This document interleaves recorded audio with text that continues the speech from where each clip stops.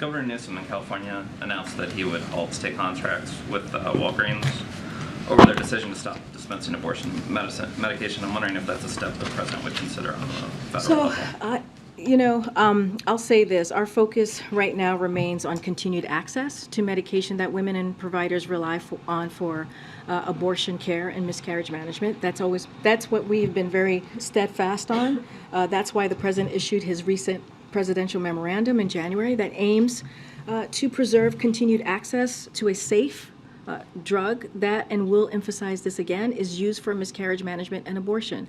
So we understand the concerns faced by pharmacies, which is why the president's memorandum emphasizes the administration's readiness to support patients, providers, and pharmacies who want to legally access or provide this particular drug. So I do want to speak, say one note about Walgreens. They clarified its position on working toward providing this medication where it is legal, but I refer you to the companies or the states for any follow-up. Again, we have a focus and to make sure that women have access to important health care needs, and the president is going to continue to fight for this. That you've heard the vice president over the last couple of months also continuing to speak on this, and that's what you're going to hear from this administration. The president's announcement this morning on Medicare largely paid for that extension through an increase in payroll taxes on those making over $400,000 a year. Can we expect, since the president's also made Social Security a key sort of plank of his economic plan, that we should see a similar increase in Social Security taxes? So I'm not going to get into, we shared Medicare today, and we'll share probably more parts of his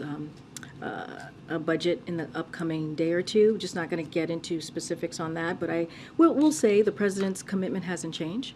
What we see right now is that the biggest threat to Social Security are Republicans, and you've heard them. You guys have covered them. What congressional Republicans have said, their relentless drive to cut these important programs for Americans, for our veterans, for our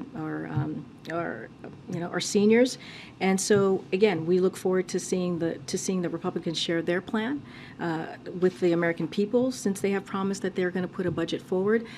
But I'm just not going to get ahead of the president. I'll say this as well. The president is also open to proposals that extend Social Security trust fund without cutting Social Security benefits. That is something that we have spoken to and talked about. So he's open to those types of proposals. But again, his commitment to fighting for Social Security hasn't changed.